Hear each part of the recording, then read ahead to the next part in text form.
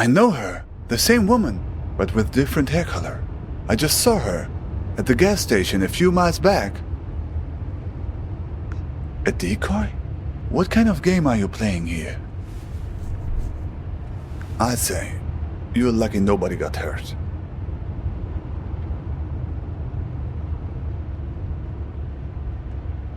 Yes, that's right.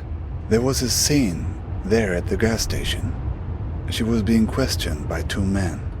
She seemed to be explaining herself, pointing at the empty passenger seat in her car. They didn't really seem interested in her, though. They were more interested in the empty car seat.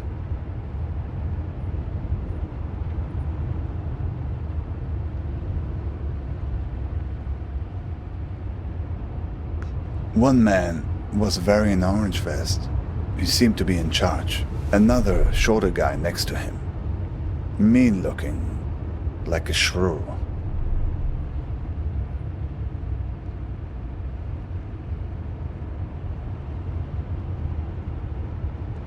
Sounds like getting in my dream.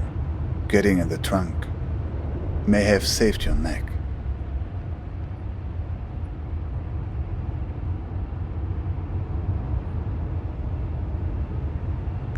No, I didn't get a look. I just heard one strange thing they said, that they were looking for a guy with 8 fingers. They were going to find him. Something like that. 8 fingers. 8 digits maybe. Uh-huh. And you wouldn't happen to have a strange blue box with you, would you?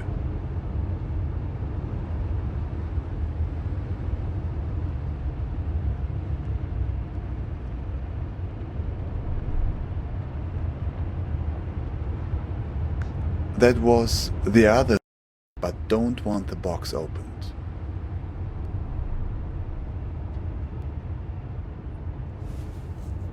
No, I didn't get a look.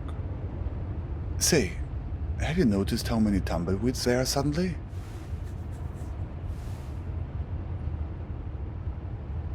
I don't know, but the weather also seems to be turning suddenly. Turn on the radio and see if you can find a weather report. My God! Get that thing off the window!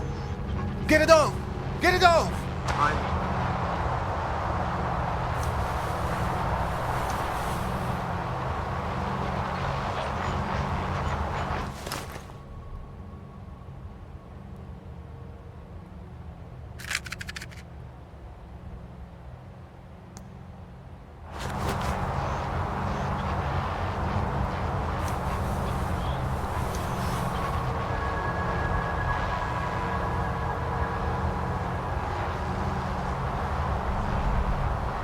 It seems to be changing the weather conditions.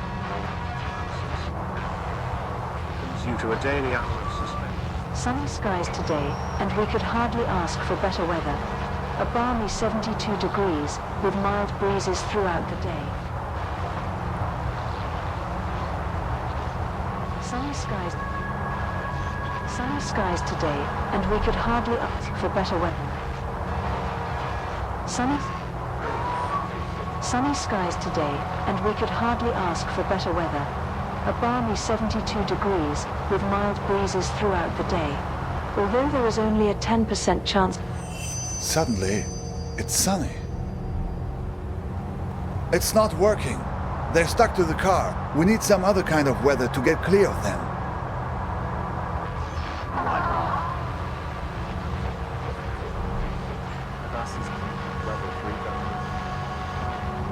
We grew revenues by 8%.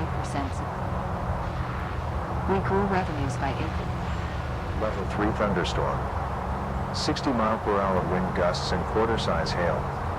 Damaging winds are causing some trees and large branches to fall. Level 3 thunderstorm. Level 3 thunderstorm. 60-mile-per-hour wind gusts and quarter-size hail. Level 3 thunderstorm. Level 3 thunderstorm. 60-mile-per-hour wind gusts and quarter-size hail. Damaging winds are causing some trees and large branches to fall. This could injure those outdoors, as well as damage homes and vehicles.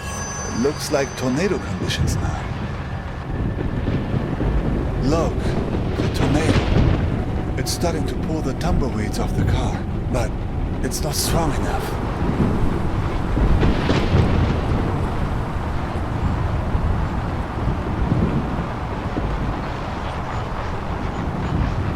Warning, tornado 20 feet from car.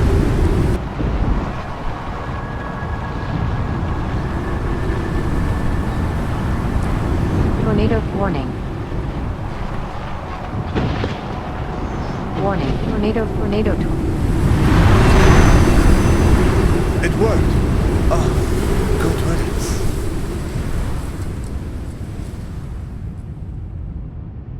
Look, that was very strange. Even for this place. I don't know. It seemed they were spying, searching for something.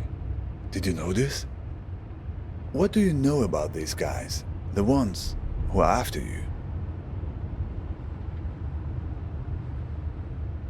Seems he had a few extra to spare for the tumbleweeds.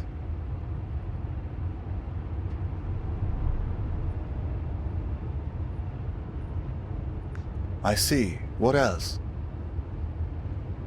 Oh, let's see.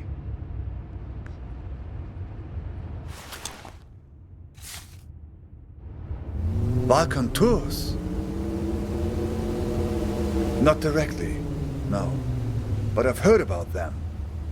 From a guy in Istanbul I met. He had made it through to Europe, but then had come back to get his family. But that's another story.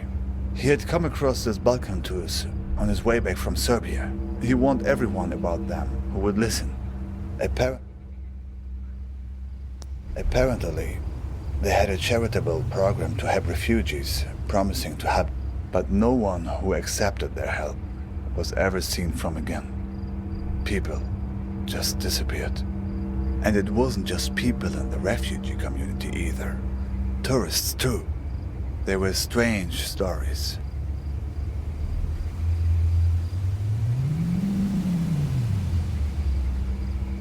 I only heard bits and pieces, nothing very clear. Mirrors, rooms full of mirrors. People losing their minds and never coming back.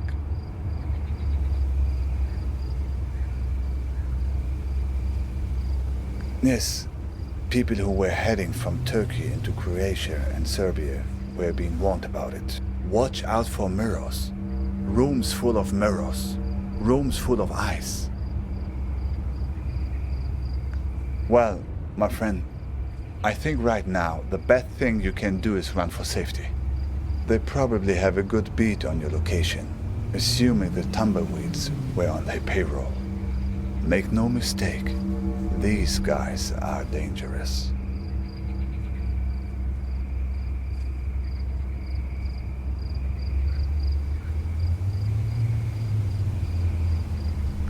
Well, we've all been in a dream.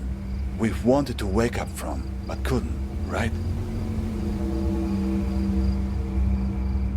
Let's just say there are people who thrive on that fear and have ways of keeping you from waking up. Exactly. What did you do to these guys anyway? Why you? Right. Where did you get the box? They must be worried about what's inside. Worried it will expose them, all the things they've done, to her and to all the other people they've hurt. I wish I knew. Even if I make it to my destination, I'm still not home. That's what it means to be an exile.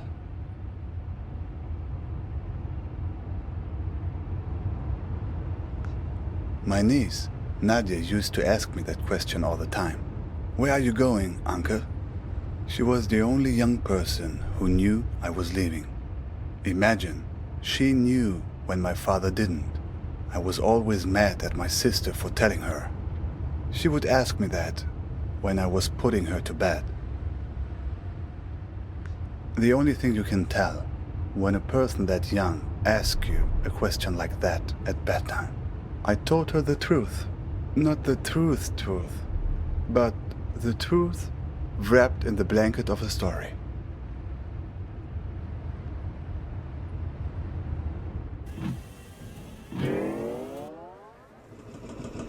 There's a place where the river Tigris runs through Baghdad. A place called the Two-Story Bridge. When I was a kid, I would go fishing there and look out at the water and wonder where it all led. As a child, I was told that the farthest place on the earth from Baghdad is a place called Fiji. I would train my eyes on the horizon and imagine that all the water led there, to the point where the sky met the earth. To my child's mind, Fiji was the place where the sky touches the earth. These people of Fiji, they must be very tolerant people to live in such a place where one has to stoop over at all times and can never stand up straight. Eventually, they resolved to leave and find a new home where the sky was farther from the earth, where the pandanus tree can grow high enough to be woven. So they left this land right under the sky, leaving behind those people so old and bent that they no longer cared to stand up straight. The other Fijians gradually moved away from the edge of the world, and the sky got a little higher, and then they found a marvelous place. It was fertile and lush, with excellent weather, an orange tree for every backyard. But there was one problem: earthquakes. Terrible earthquakes, as frequent as rains during the springtime in this country. All because the sky was still close to the earth. When there's thunder, it echoes off the roof of the sky and causes the ground to break. But the Fijians adjusted. They built their entire civilization out of rubber. Rubber houses with rubber beds that would sway during the quakes, with rubber restraints that would hold the sleeping Fijians tight while they dreamed.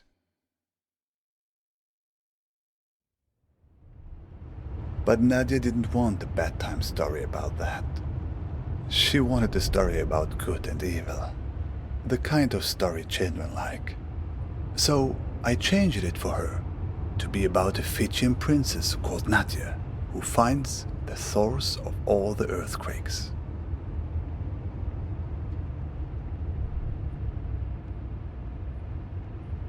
Yes, but it's a child's bedtime story. You can change the details as you go along. So, Nadia finds a dragon hiding under the earth. A dragon with a splinter in its toe, whose terrible roaring causes the earth to break. Nadia slays the dragon and saves the people by uttering a magic spell. Gonothi se auton.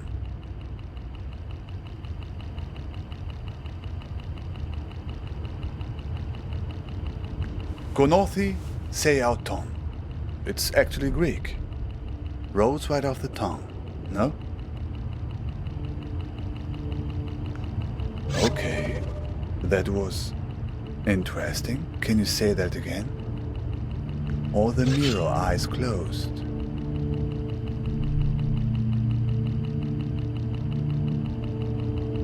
I'm not sure.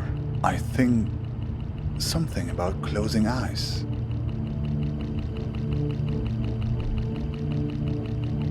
Seems like it. And look, that's not the spell's only power. The card. There's a phone number on it now. And now.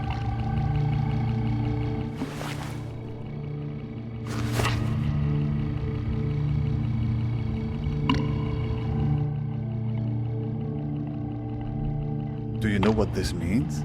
I think you're ready to make a certain phone call.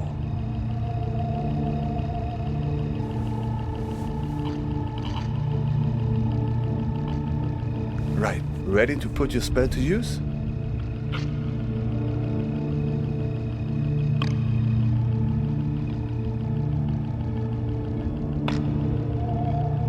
Good. Do you have a phone?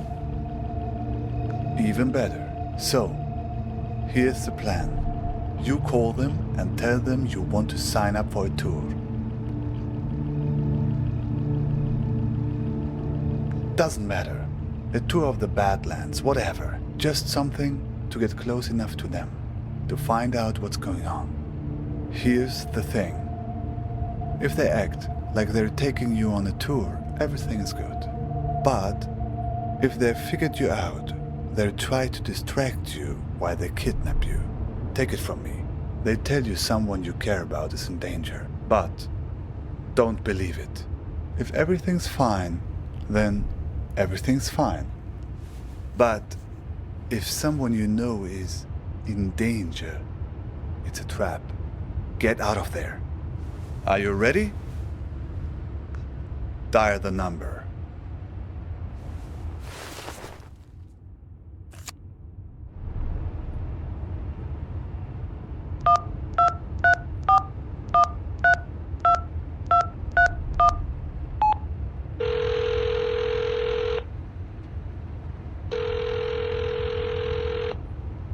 Yeah.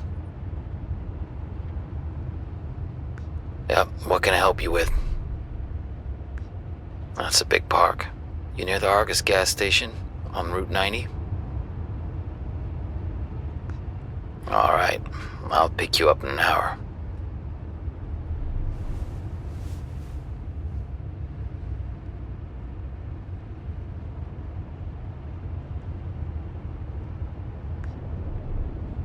You don't have a car, do you? Just guess from your voice. So, see you in an hour.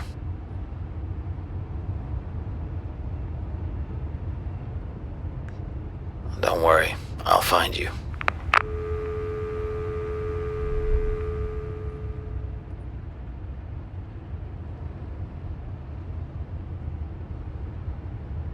So, it worked then? Isn't that how these things normally work in the stories of this country?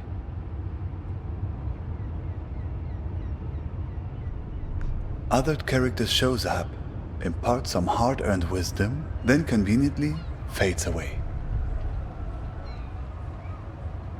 It's a few minutes before 3:30 in Istanbul. There's another raft waiting. Another try.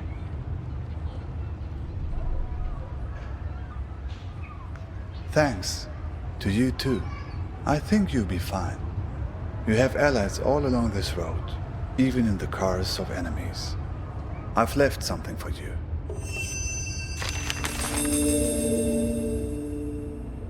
Hey, sorry I haven't written in a while.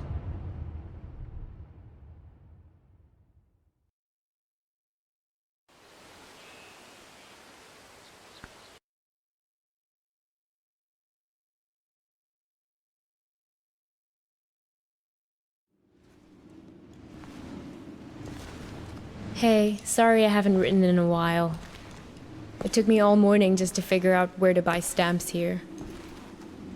So, I'm sending you something from my trip, like I promised. Last week, I was at yet another barbecue. People here really enjoy their pork chops, let me tell you. There was this old-timer there, the host's father. He was talking about inflation during the war years. He ran upstairs to get something he was excited to show me. He comes back down with a 50 billion dinar bill. He starts talking about, at the time they printed it, inflation was so bad that in the morning it could buy one sandwich. By lunchtime, it could buy half a sandwich. It's a beautiful piece of printing, don't you think? All these O's lined up next to each other. Anyway, keep it tucked away for safekeeping. The big piece of news on my end is that yesterday, I finally tackled my fear of heights. Your humble correspondent from the Balkans went hang gliding. Yes, me. Hard to believe, I know. I wasn't gonna do it, but this tour guide guy I met talked me into it, facing my fears and all that. But then the tour guide takes me to the hill where they do the hang gliding, and they're talking about the most crazy thing that happened the week before. You're not going to believe this. It's a tandem dive, so they have you strapped in with an instructor, right? Well, last week they strapped someone in, but the instructor forgot to strap himself in securely. They go running off the cliff and the instructor tumbles down the hill. The instructor was okay, just some bruises. But now the other person is stuck up in the air with no idea how to fly the thing. Everyone on the ground is freaking out, yelling instructions up in the air about what to do. The girl said later that once she got over the initial terror, it was like she'd been flying a hang glider all her life.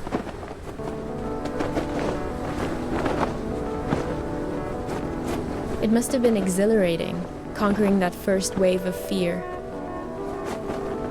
And once you're up there, it is amazing. The best thing is that you look down and there are these tiny white cotton ball things on the ground, and then you realize they're sheep. It's not so hard to steer either once you get the hang of it.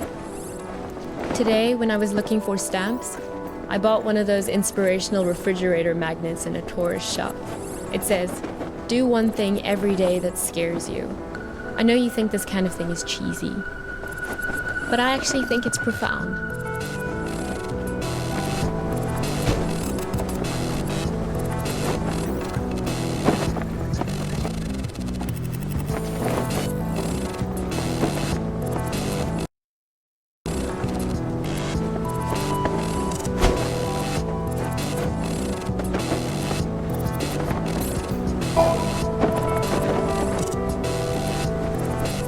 I hope we can do stuff like this on our road trip together.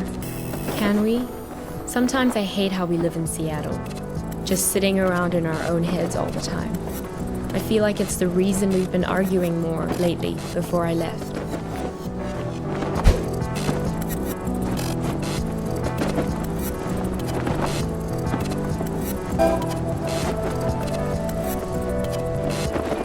If you don't shake the fear out of your system on a regular basis, it curdles up into anger. I don't want to be angry.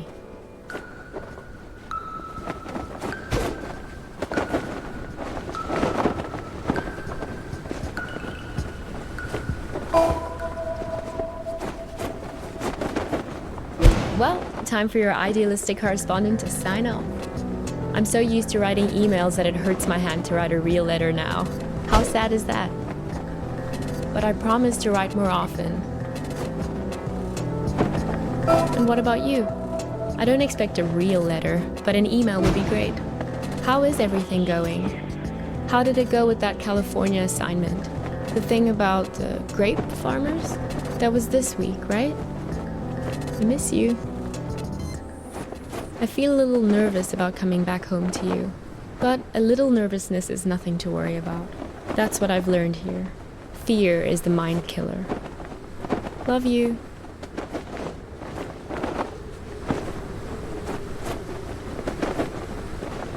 Geez, there you are.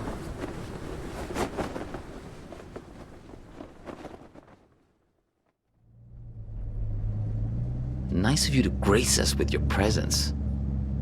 I've been looking all over for you. You were supposed to be waiting by the post office, remember?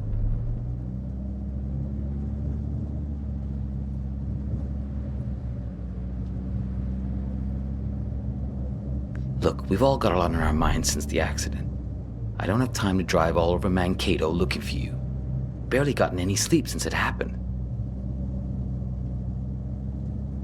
Duh, the accident, right?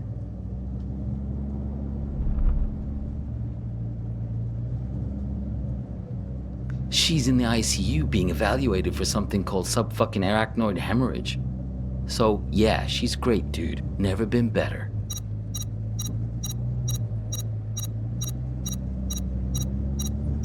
What? Hang on.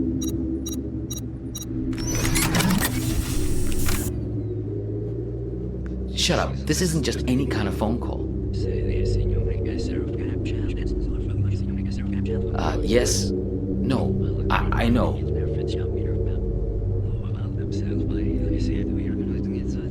No, he turned up eventually. Yeah, he's sitting right here.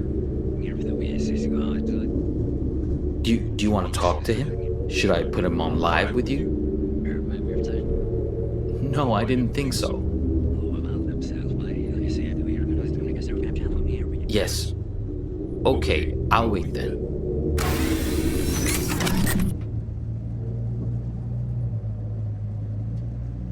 What?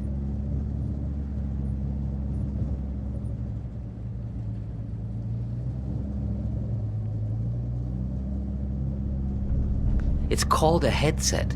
It's a good way to not wreck your car while you're using a phone. Something I would think you'd be very invested in at this point. Look, it was an accident, I know.